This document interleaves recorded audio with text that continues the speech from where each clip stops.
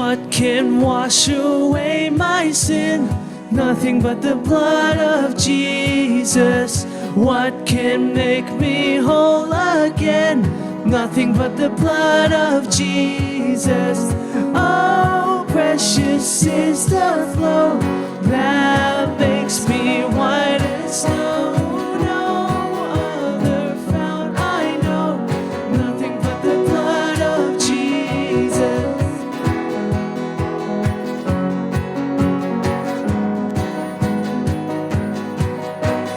For my part in this I see nothing but the blood of Jesus. For my cleansing this my plea, nothing but the blood of Jesus.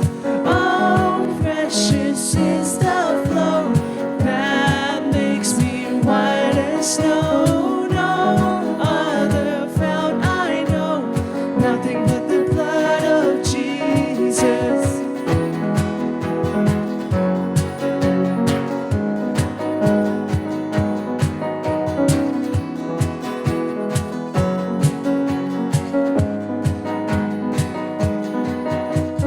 This all my hope and make peace, nothing but the blood of Jesus. This is all my righteousness, nothing but the blood of Jesus. Oh, precious is the flow that makes me white as snow. No other fount I know, nothing but the blood of Jesus.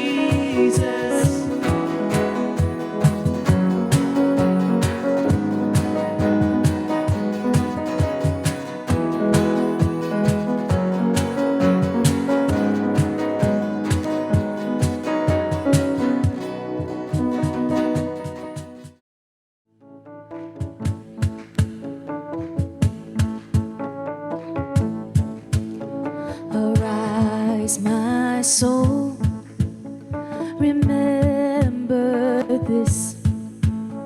He took my sin and he buried it. No longer I who live, now Jesus lives in me. For I was dead in sin, but I woke up to see the light.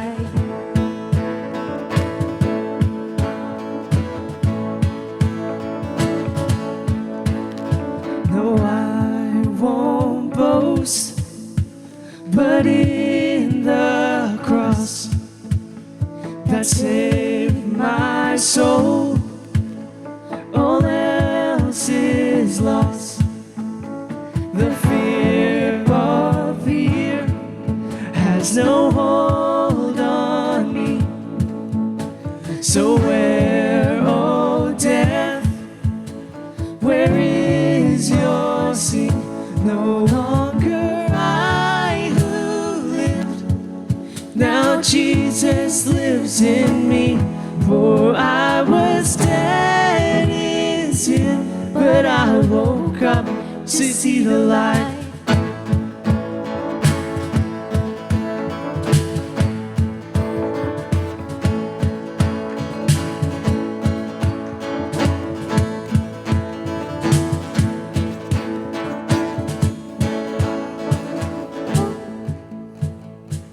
All of this for your glory. Oh, all of this for your glory. Oh, all of this for your glory. Oh, all of this for your glory.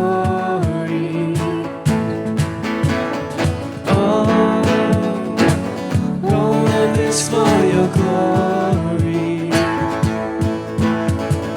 Oh, all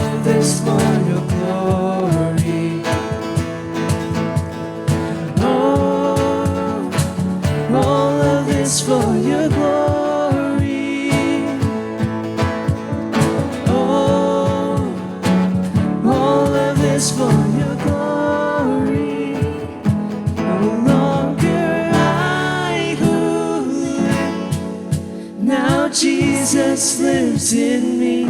For I was dead in sin, but I woke up to see the light. 1, 2, 3.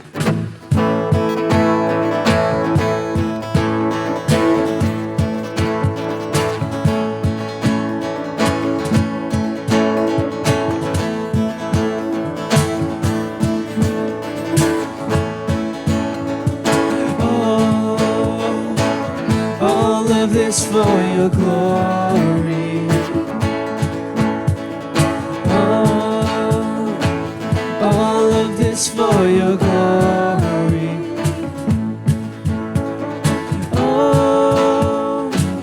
All of this for your glory. All of this for your glory. Yes.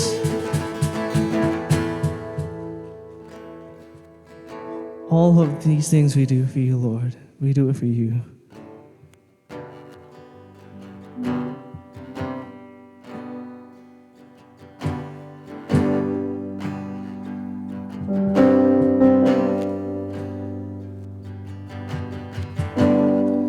And as we sing this song, Lord,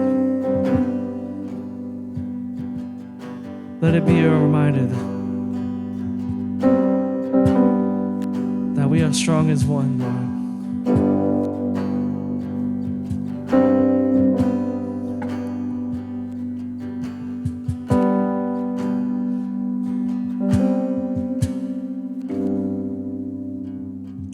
People come together, strangers, neighbors, our blood is one. Children of generations, of every nation, of kingdom come. So don't let your heart be troubled. Hold your head up high, don't fear no evil. Fix your eyes on this one truth. God is madly in love with you. So take courage, hold on, be strong. Remember where our help comes from.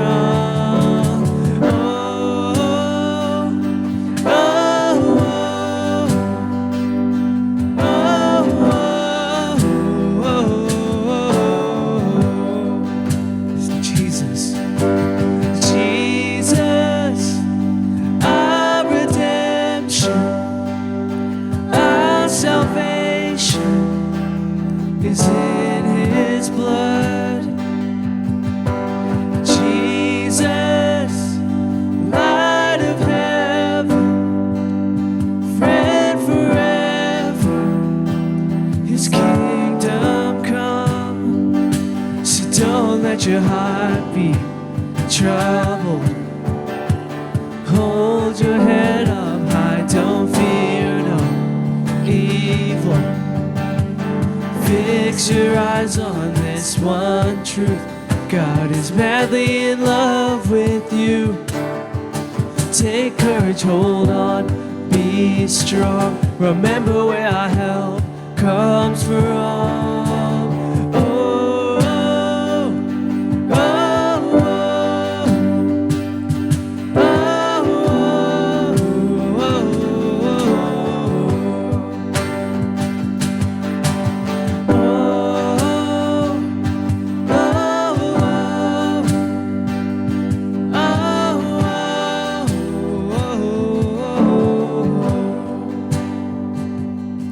Swing wide, all you heavens, let the praise go up as the walls come down.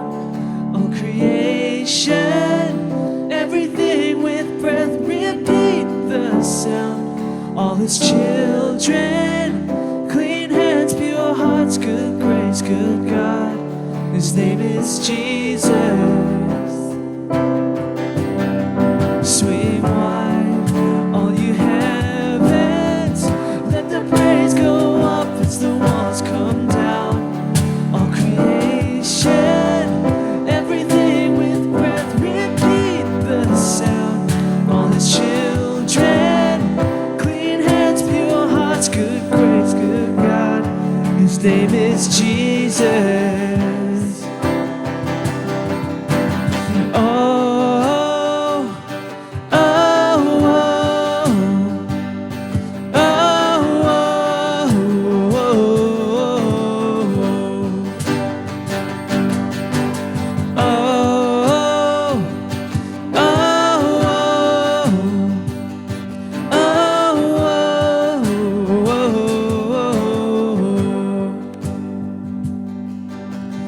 Jesus, our redemption, our salvation is in His blood. Come on, declare that. Jesus, Light of heaven, friend forever, His kingdom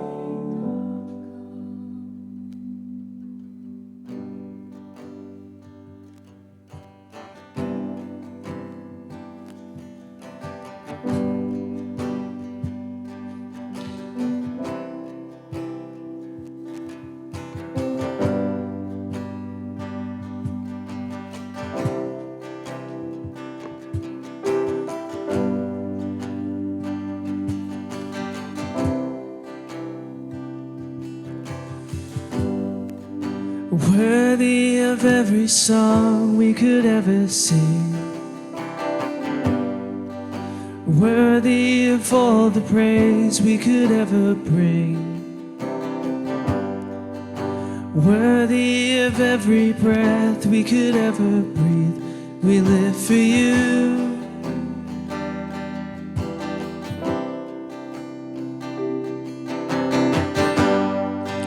Jesus, the name above every other name.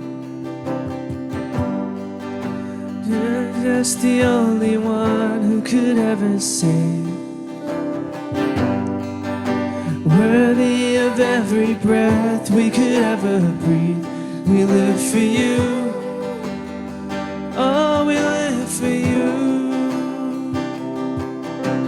Holy, there is no one like you. There is none beside you. Open up my eyes in wonder and show me who you are, and fill me with your heart and lead me in your love to those around me.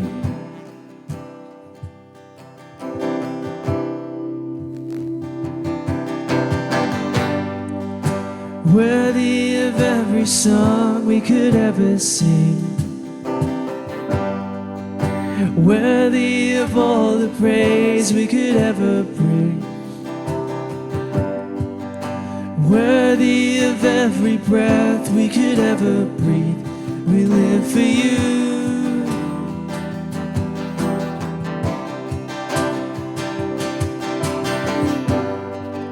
Jesus, the name above every other name.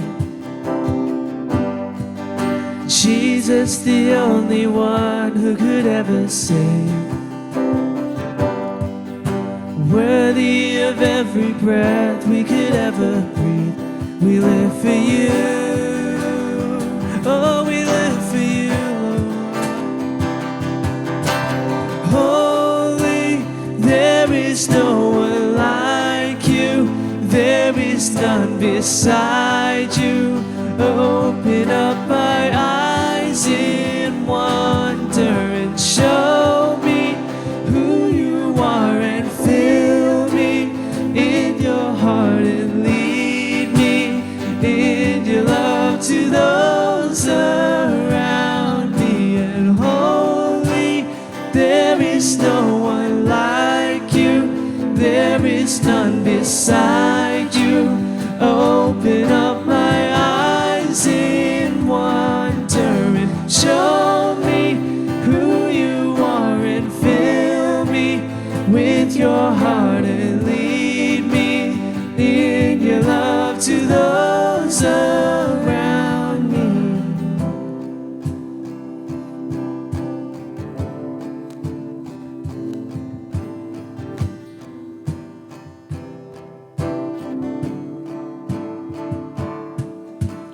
I will build my life upon your love. It is a firm foundation.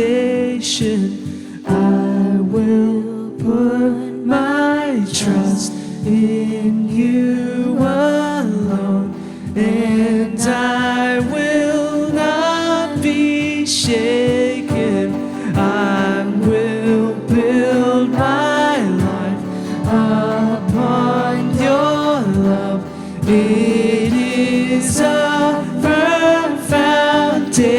foundation. I will put my trust in you alone, and I will not be shaken. And holy, there is no one like you. There is none beside you. Open up my eyes in wonder and show me who you are, and fill me with your heart and lead me in your love to those around me. Holy, there is no one like you. There is none beside you.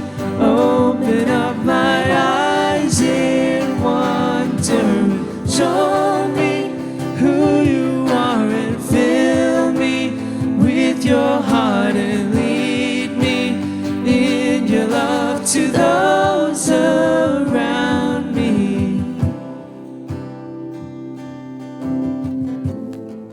Yes, Lord.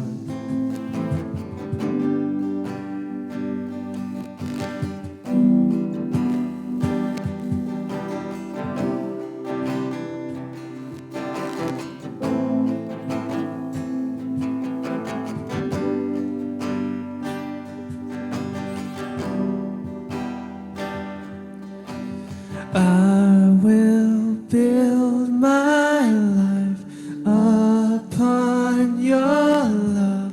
It is a firm foundation. I will put my trust in you alone, and I will not be shaken. I will build my life upon your love. It is a firm foundation. I will put my trust in you alone, and I will not be shaken. And holy, there is no one like you. There is none beside you. Open up my eyes in wonder and show me who you are, and fill me with your heart and lead me in your love to those. Come on, just you, church. Holy, there is no one like you. There is none beside you. Open up My eyes in wonder and show me who you are, and fill me with your heart and fill me in your love. to those around. Yes, Lord. We sing these songs to you, Lord, not just because we want to, but because we're praising you, we're worshiping you, Lord. We're giving our all to you, Lord. I pray that whoever's delivering the message, that it'll touch our hearts, Lord, and that we'll apply it. And I know it's hard, Lord, that our everyday lives get caught up, but I pray that we still get reminded why we're here, Lord, why we do these things, why we go to church, why we evangelize, why we do all these things for you, Lord. So I really pray this message will go out to somebody, anyone who truly needs to hear this, Lord.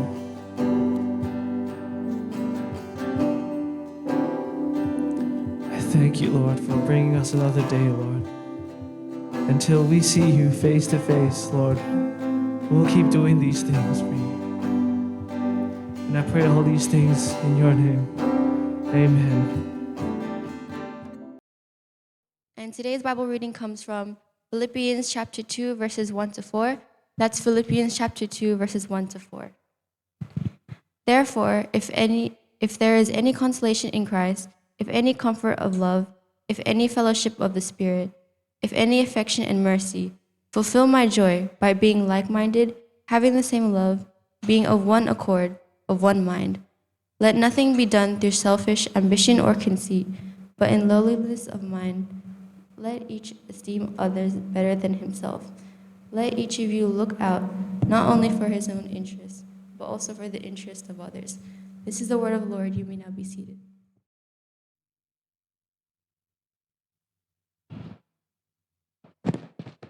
Good morning, everyone. Morning, church. How are you today? Good, good. Before I walk down in here, I just noticed that we have a visitor today. George, I just want to welcome you quickly. Welcome to Faith Christian Community Church. The theme for the month of April is unity, as we know.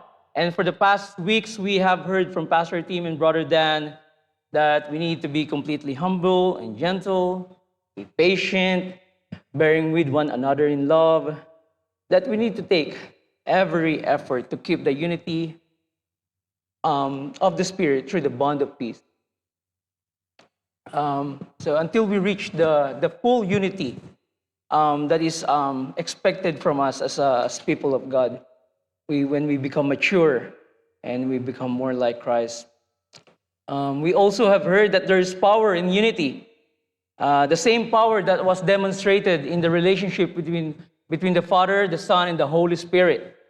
And us, as people of God, the Lord Jesus prayed for it, actually, that we, as a church, as individual followers of Christ, we may be one in them, as they are one with each other. Sabi din ni Pastor Tim mentioned that united we stand, divided we fall. And you probably heard this thing on team building stuff or from your team leaders, that there's no I on the word team. Is that right? There's no I in the word team. So we have to work together. That is true. And now, while I was preparing this message, I was kind of want to apply the same technique. Because in the word unity, I was like, there is no I in unity.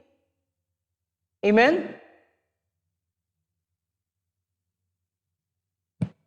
I'm so happy that I'm the only person here who doesn't know how to spell. Who said amen? Okay. So yes, there is I in unity. In fact, there's you and I in unity. Amen? There's you and I in unity. And if I'm gonna even go further, I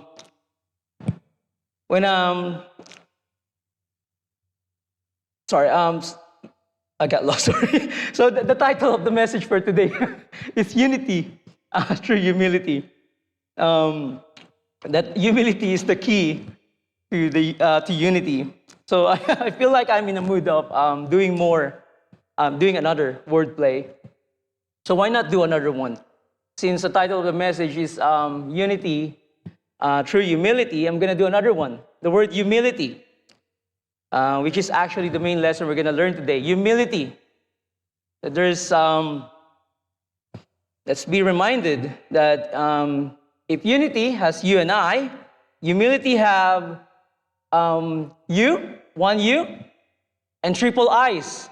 Amen? Double I lang po, Kuya Roger. Just two eyes.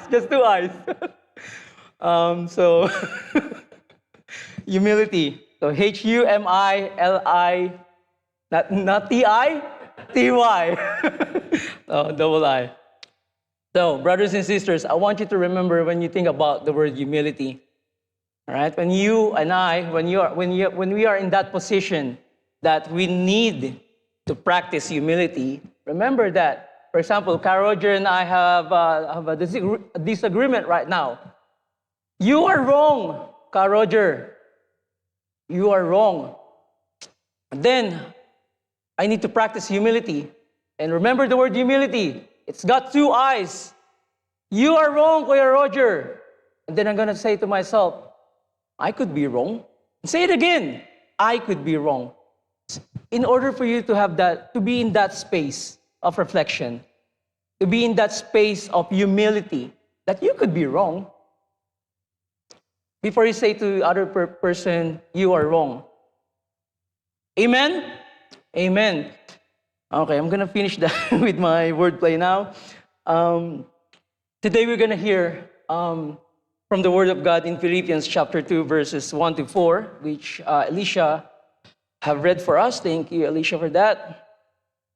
It tells us that unity may truly be achieved if we practice humility in our daily Christian living.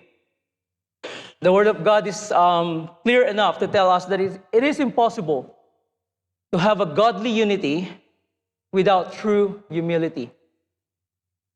Now, let me explain why I added the word godly, unity, what's that, everyone? True humility.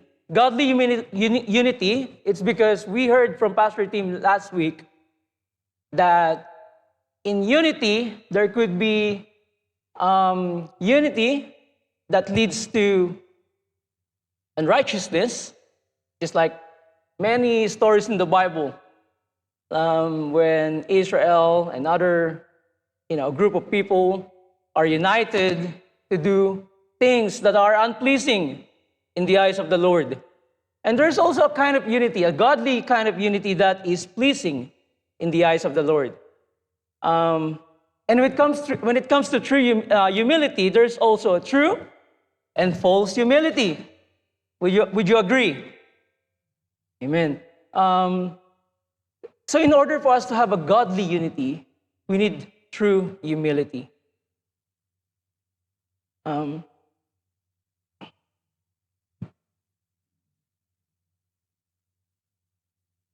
The true humility says, I am wrong. False humility says, I am never wrong. True humility, in God's own words, it says to think highly of others, not to think of yourself higher than others. There are things in life that we sometimes mistake for unity. But what does it truly mean to be, to have the same mind and one mind, as mentioned in our text today? Considering that we have different personalities, skills, attitudes, different callings, spiritual gifts. Most of the time, and at some level, we are united. Not perfectly and fully united at all times and at all situations, but at some level, we can say that we are united.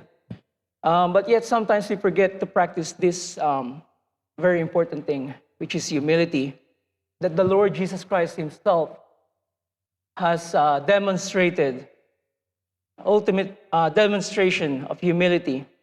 When we read about His life, His ministry, and the ultimate sacrifice He did on the cross, that is the true kind of humility. Now, going to Philippians chapter 2, verse 1, the first verse in our text today, it says here, is there any encouragement from belonging to Christ? Any comfort from His love? Any fellowship together in the Spirit? Are your hearts tender and compassionate? See, there's a lot of questions in here. Let's have a look at the first question. Is there any encouragement from belonging to Christ? Of course there is, right? Each one of us, I dare say, we have a kind of like a life verse, a memory verse that really, speak to our hearts. Like, for example, in Jeremiah 29:11, for I know the plans I have for you, declares the Lord, plans to prosper you and not to harm you, plans to give you hope and a future. And among those many, many things that we hold close to our heart, the Word of God, that encourages us, that reminds us that we belong to Christ. Any comfort from His love? Paul asks, do you get comfort from being a Christian? Like when you go through trials, tribulations, trials, and any when you suffer. Do you feel that comfort from His love? Would like to reflect. I would like you to reflect on that one, because sometimes we tend to try to comfort ourselves in our own ways, using the things of this world, like what's that called? Stress eating. I love doing that. When I wasn't aware about my health before, like I get stressed, I eat. Like I justify, comfort foods. That's why it's called comfort foods, right?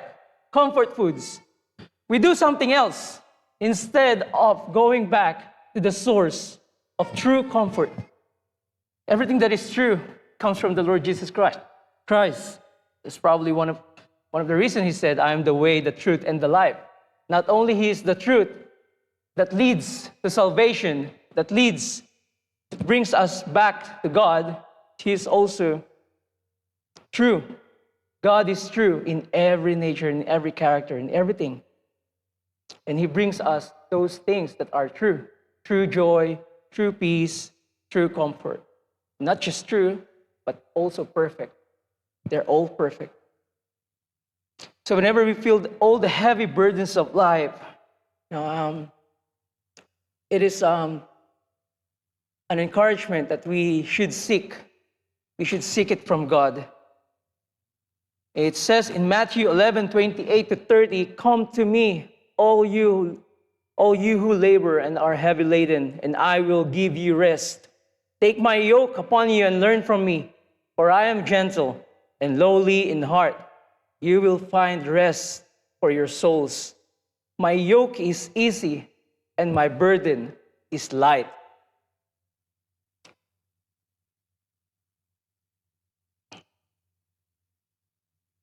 You see, our God has created us to be social creatures. We were His creation. We need each other because we were created and designed to be social beings, dependent on one another. God has created us this way so that we cannot make it alone. We must have relationships, interaction, or contact with others. This need is because we were created in the image of God, which I have mentioned earlier. Before the creation of everything, God was already in a relationship between the Father, the Son, and the Holy Spirit. He didn't need us. He didn't need to create. He's a God of love. And how could the God of love be the God of love if He's not loving anyone or anything? I mean, prior to creation. That's why He's the God of love, because the Bible says He is in fellowship with one another. The mystery of the Bible, mystery of God's Trinity. So because God has created us to want and to need interaction and relationships with others, He has established humanity, and so that we cannot have good relationships without treating others well. And so when I treat you well, and you treat me well, then both of us, we get our needs to be loved, to love, to feel that you belong to one another. You belong to a certain group or a certain certain group of people, or the church, of course. Paul's next question was, are your hearts tender and compassionate?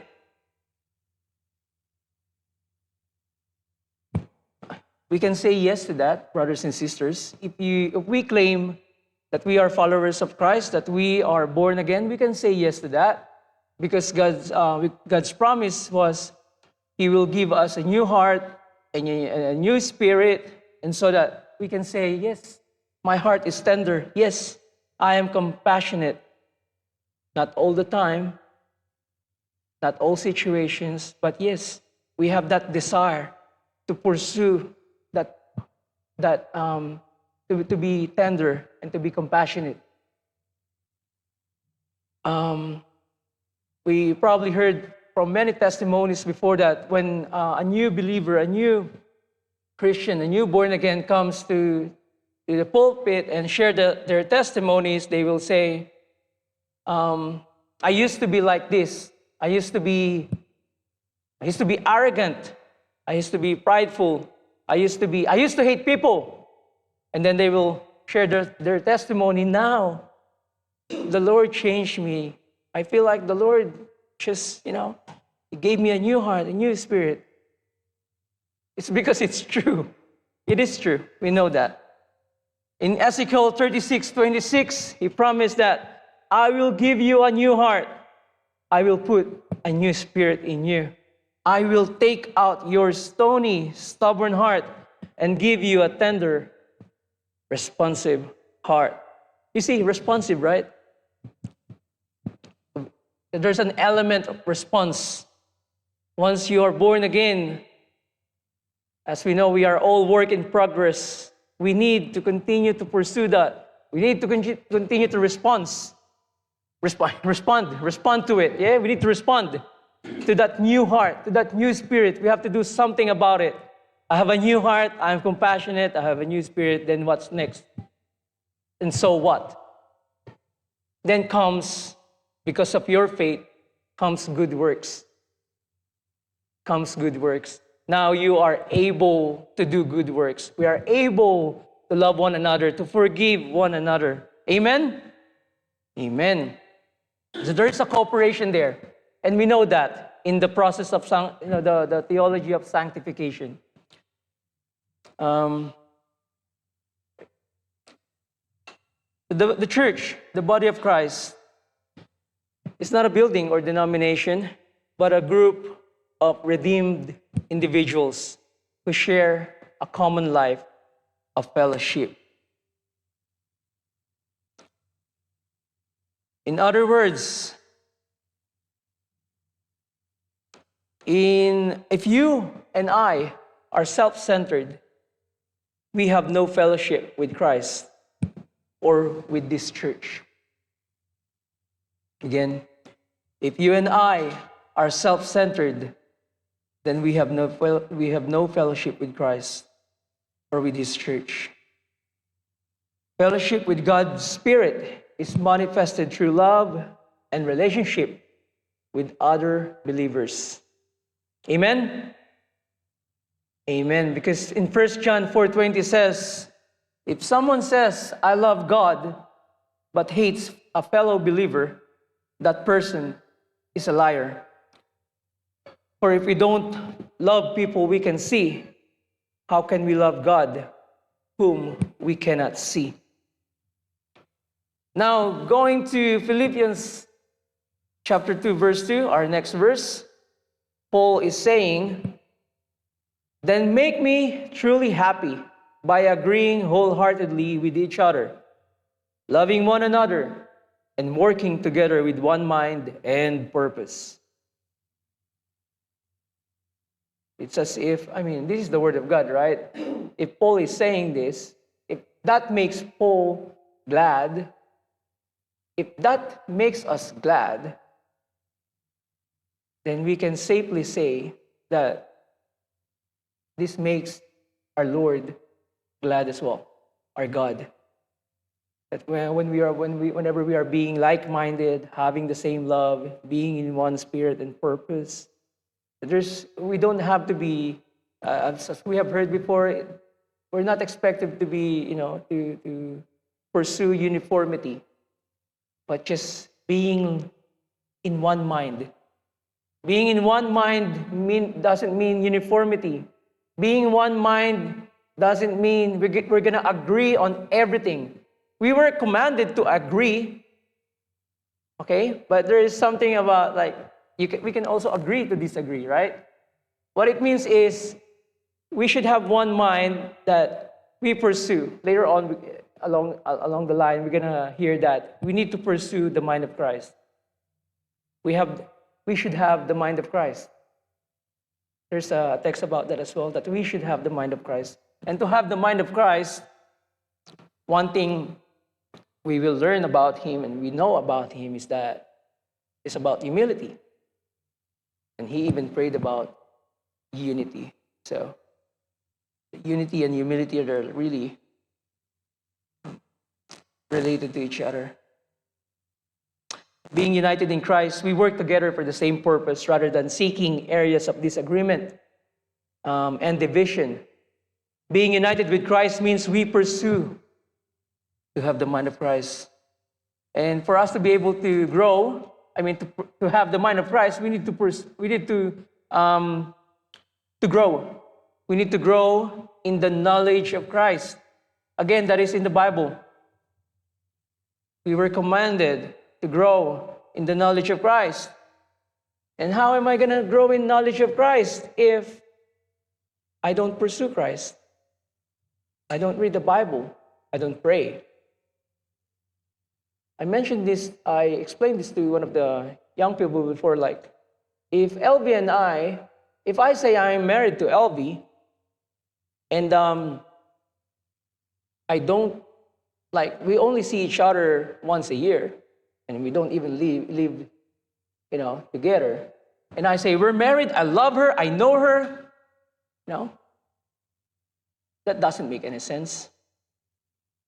You're probably not going to believe me. Because the same thing, if we say I know Christ, if I say I have a personal relationship with Christ, then you have to have that intimate, really close relationship with Christ. There's like this moment by moment, interaction and desire to know him, to communicate with him, to commune with him, to fellowship with him.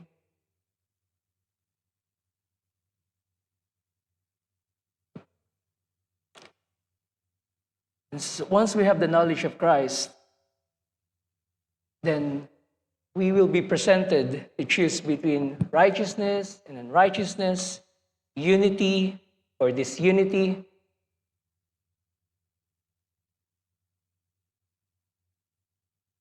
I want to do another wordplay again. Disunity. How many eyes do we have in disunity? Only one or two? Two for this. There's two eyes in disunity, and there's only one you. So if I say I am disunited with brother Christian, there's only one you. There's I. Two. You, Christian, you have a problem. You have a problem. But disunity, we're disunited. Then I'm going to say to myself, I might have the problem. I have the problem. Say it to yourself 2 times. And maybe 3 times. You can say it to yourself 3 times. If you're like me, who doesn't know how to spell disunity and humility, who thinks that there's 3 eyes in humility and there's 3 eyes in disunity. Say it to yourself 2 or 3 times. I. See the beauty of that? Personal reflection before we point our fingers to others. We need to reflect on that.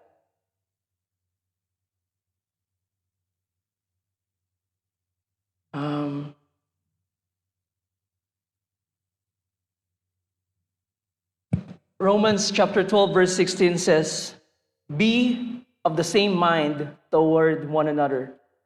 Do not set your mind on high things, but associate with the humble. Do not be wise in your own opinion.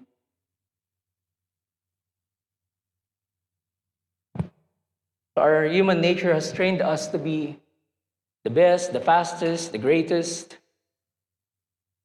But the Bible teaches us differently.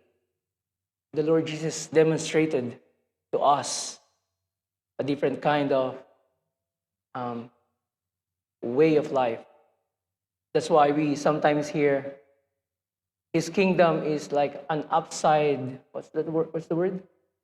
Upside. It's like the other way around, right? upside down. Yeah, sorry. Thank you so much for that. Yeah, his kingdom is like upside down. You know, and we hear from the testimonies of the Christians, of followers of Christ, my life has been turned upside down. You know, I used to be like this, now I'm like this, as if as if you're complaining, right? But yeah, I mean, because you have a new heart, you have a new spirit. Even though your flesh is saying, "Nah, you still want to do this. No, you still want to do that. You still want to have this." Your flesh is like kind of battling with your spirit, your new spirit and your new heart.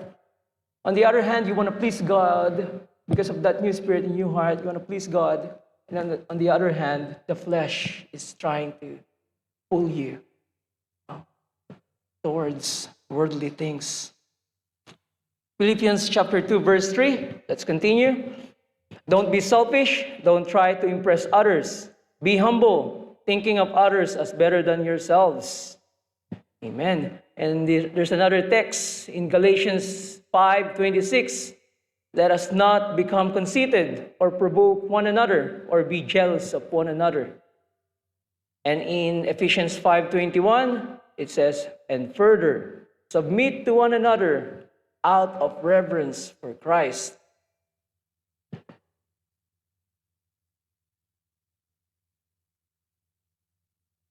Parang pakiramdam ko tuloy, yun yung Bible verse ni LB all the time, you know?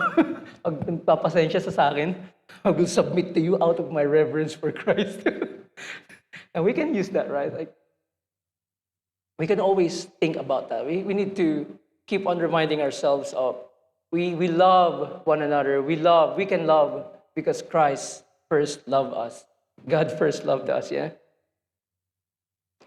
And it says in Romans 12:10, be devoted to one another in love. Honor one another above yourselves. Okay. And last one, Ephesians 4:2. And another one, the next, the next verse. Always be humble and gentle. Be patient with each other, making allowance for each other's faults because of your love.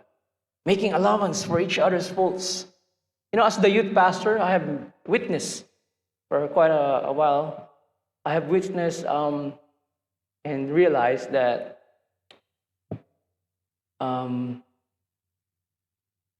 some of the young people, perhaps most, are more mature than some of the adults that I know, including myself. You know, young minds, more mature than those people who are with age. And we know that maturity comes with age, right? Like we apply it, and we know that on the concept of wine. You know, the wine mature, it ages. And then, generally people, when they age, they mature, generally, because they learn things in life, they experience life. But that's not all true, though. That's not true all the time, though, right? I mean, we will meet 70-year-old, 80-year-old people that are still immature, unwilling to learn, unwilling to change, emotionally, spiritually. It happens to all of us. And so we are encouraged to make allowance, or in slang, in Aussie slang, a slack. We need to give a slack. Is that right, young people? Slack. No. Yeah.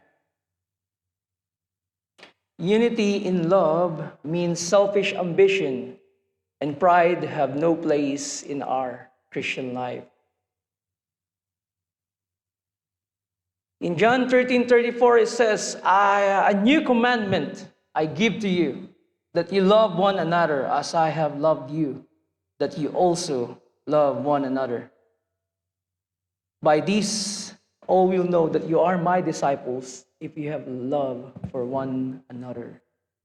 Biblical love is a selfless kind of love, the opposite of a selfish kind of love. Humility does not mean, though, that we're going to put ourselves down when we try to lift others up. It's not like putting yourself down in a way that is like, what's the word? Sorry. It's not like you're gonna make yourself like a door rag or something like that. Okay. There's a we are also commanded to be good stewards. All right. Meaning we have to look. We have to take care of ourselves. Right.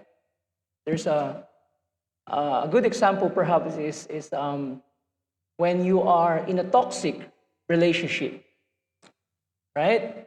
When you are in a toxic relationship with someone, whether it's a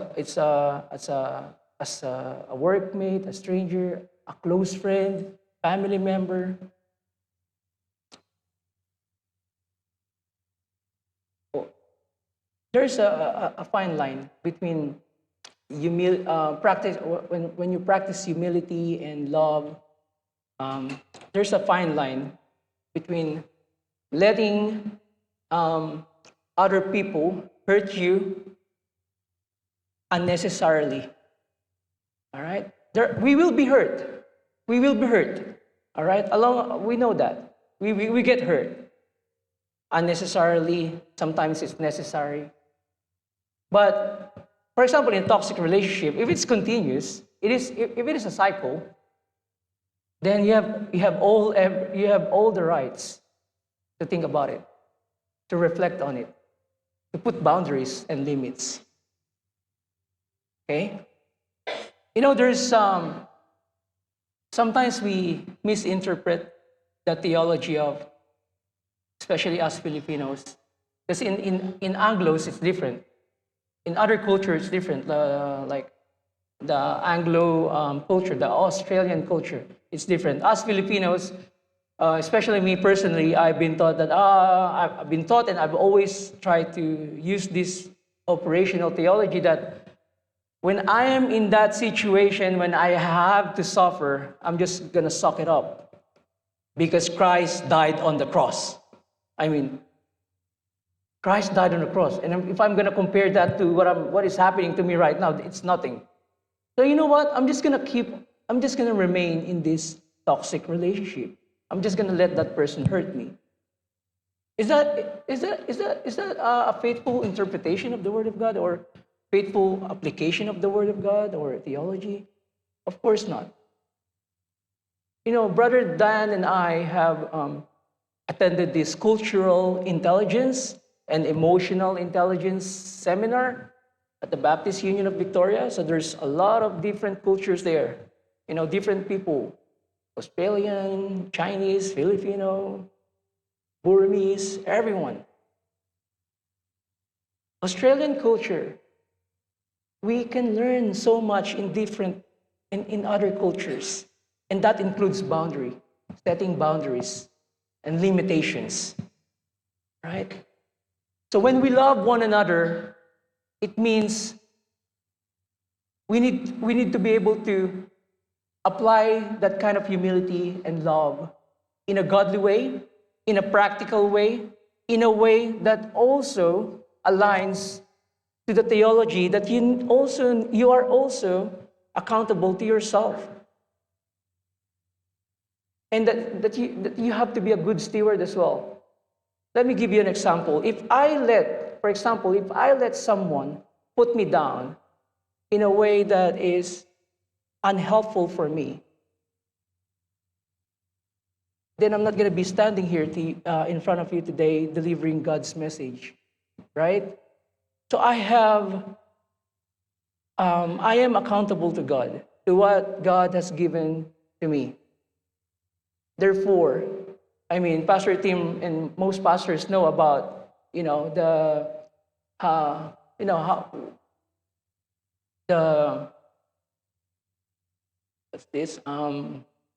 challenges of church life, the challenges of ministering to other people, the challenges of, leading people to reconciliation.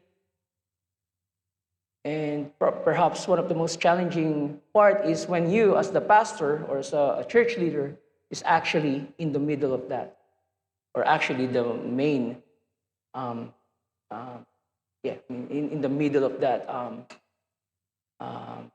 issue or problem.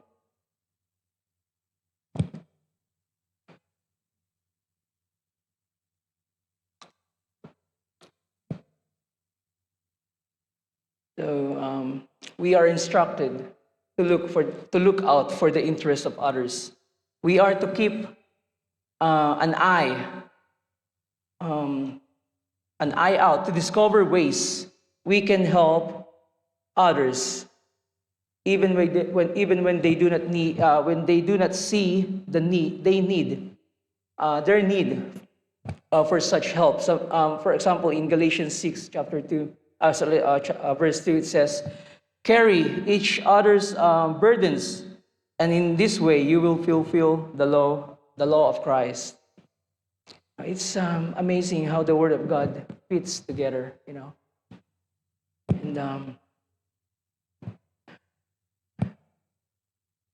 it's also amazing when when I heard the Christian's prayer a while ago. Lord, help us or remind us to. Was it about like? Help us to be reminded like what is important, like about mission, evangelism, preaching the Word of God. Perhaps loving one another, of course. Sometimes we miss the big picture, the most important picture. That in the beginning, God created the heavens and the earth, and then you and I, and then mankind fell, we sinned, and then God, with His loving kindness, sent His Son Jesus Christ to die on the cross in order for us to have salvation, and the ultimate final plan of God is to restore that, to restore us, to restore this earth. Sometimes we miss that part. We're gonna be disunited just because someone wants a candle over here while I preach, for example. For example, Carl Rogers says, while Gary is preaching, I want that there's one candle over there. And then Gabby said, no, we don't need a candle there. And then it's going to be a big issue. There's going to be church divisions, church hurts. Sometimes when we compare that to the big picture, we see our silliness as people. Remind ourselves of the big picture. Who God is, who we are, what's the plan, what is happening. Amen? Amen. All right, so to close this message, this is in verse 5 in the text today. It says, "You must have the same attitude that Christ Jesus had."